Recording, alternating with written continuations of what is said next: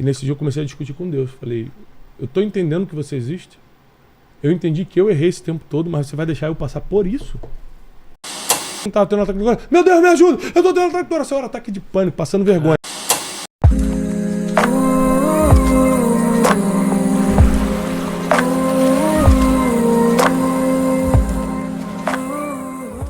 Eu achava Deus bonitinho, eu achava Deus legal. Quando você precisava, você usava. Quando eu precisava, Deus me ajuda, me dá um dinheiro, me dá. Deus não é teu banco, não. Entendeu? As pessoas confundem Deus. Deus não é tua babá pra ficar fazendo tuas vontades. Quando eu tive filho, eu entendi muito Deus, cara. Porque Deus, por exemplo, meus filhos, se eu for só dar o que meus filhos querem, eles vão morrer de diabetes aos 10 anos de idade. Porque eles me pedem doce, paçoca, pirulito, sorvete todo dia. O que a gente dá? Arroz, feijão, carninha, brócolis. Ou seja, você dá o que eles necessitam. O filho só pede o que quer, mas o pai dá o que precisa. Foi aí que eu entendi Deus. Foi aí que eu entendi Deus. Deus dá o que a gente precisa.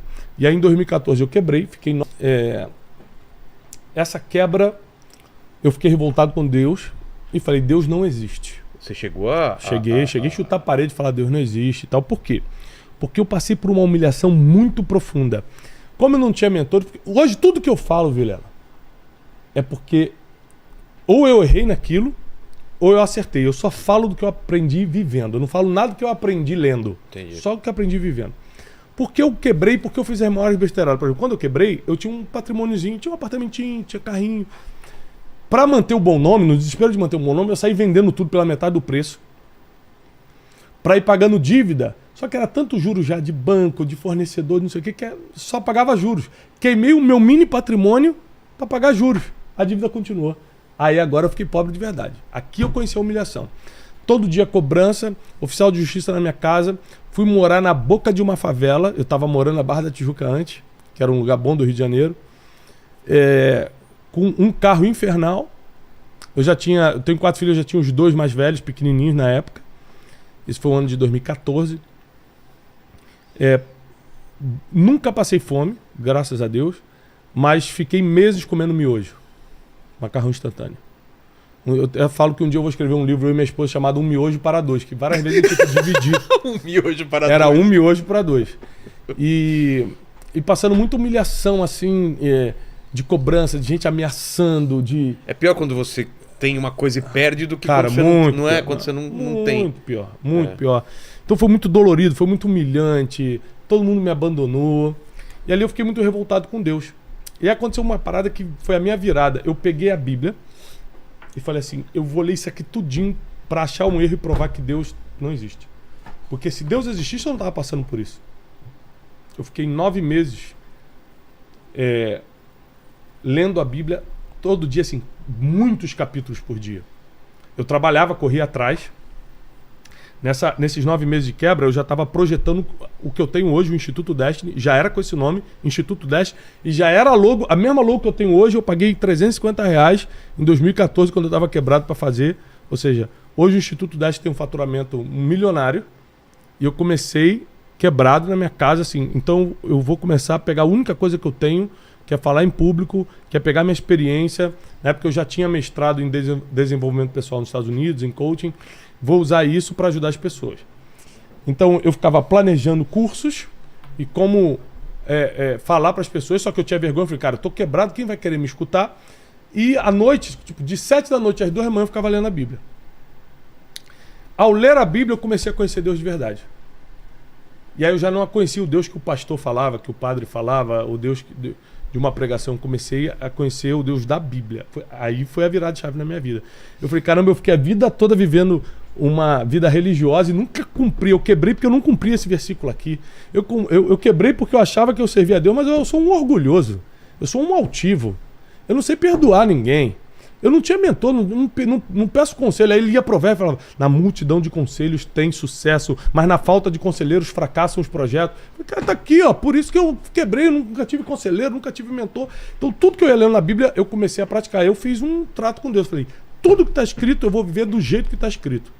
E desde então, desde julho de 2014 até hoje, eu estou vivendo o que eu leio, com muitos erros. Que as pessoas acham que porque a gente fala, a gente não tem erro. Muitos. Sou ser humano. Só que eu me arrependo de todos eles. E não vivo em nenhum erro. Não vivo em cima de nenhum erro. porque eu quero praticar o que está escrito. Mas sou falho, sou ser humano. Mas você teve essa quebra. E aí, como que você consegue... Dar a virada? É.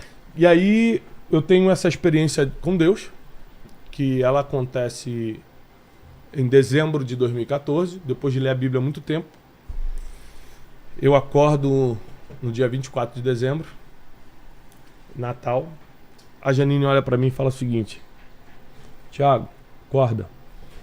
Acabou o papel higiênico e o gás. Dia do Natal. Putz. A gente já não ia ter ceia mesmo. Mas, cara, sem papel higiênico e sem gás foi uma humilhação muito grande.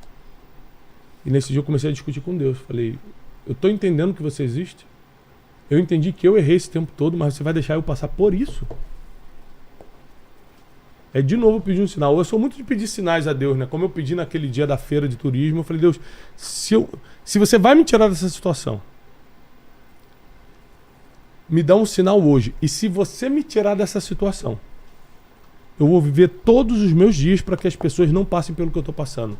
Porque eu entrei em depressão, mas não é depressão, tristeza, não. Porque hoje em dia as pessoas me escrevem, tô em depressão. Eu falei, cara, se tivesse, eu não tava nem me escrevendo. Você não tá em depressão coisa nenhuma. Você tá com triste, você tá num processo de depressão. Entendi. Depressão, irmão, 6 horas da tarde, Vilela, eu começava a tremer achando que ia morrer, deixava a carta de despedida pra minha esposa. Eu caía na rua, tipo assim, vou na padaria. Caía na rua achando que tava tendo um ataque de coração. Meu Deus, me ajuda! Eu tô tendo um ataque de coração. Era ataque de pânico, passando vergonha. Eu passei por isso. E medo, sabe, das cobranças e tal. Mas uma coisa interessante, não mudei meu telefone na quebra, atendi a todo mundo, vou te matar. Eu falei, querido, pode até me matar, mas eu não posso pagar. Eu nunca menti pra ninguém, não tenho, eu posso daqui a 10 meses negociar em tantas vezes e tal. Ou seja, isso foi uma coisa muito forte. Se você não mentir, não deixar de atender, falar a tua realidade, 80% vai renegociar, 20% vai continuar te ameaçando, você tem que ter força emocional para superar. E espiritual, me peguei muito a Deus nessa época. E aí, a virada aconteceu nesse 24 de dezembro. E eu falei, Deus, se você tem um plano comigo, me dá um sinal hoje, e eu prometo que todos os dias da minha vida eu vou me dedicar para que as pessoas não passem pelo que eu passei, emocionalmente, financeiramente, espiritualmente. Tanto que eu falo hoje sobre finanças, emoções e espiritualidade, que é o meu compromisso com Deus. Passou umas 2 horas. Tocou a campanha na nossa casa que ninguém sabia bem onde a gente morava, porque a gente tinha se mudado. Por causa da quebra, a gente foi morar nesse lugar feio. Era uma tia da Janine, minha esposa, que a gente não via há muito tempo. Ela falou, olha, a Evelise, minha sogra, que também faleceu recentemente, me deu seu endereço. Faz muito tempo que a gente não se vê, a gente já não via essa tia dela há uns 4, 5 anos. Eu não sabia o que vocês gostavam, não queria comprar um presente de Natal que vocês não gostavam, então eu trouxe um dinheiro. E me deu R$800. Esse foi o melhor Natal da nossa vida. Eu já tive natais assim incríveis com meus filhos, na neve. Nada se compara a esse Natal de 2014. Porque eu vi a provisão de Deus chegar na minha mesa.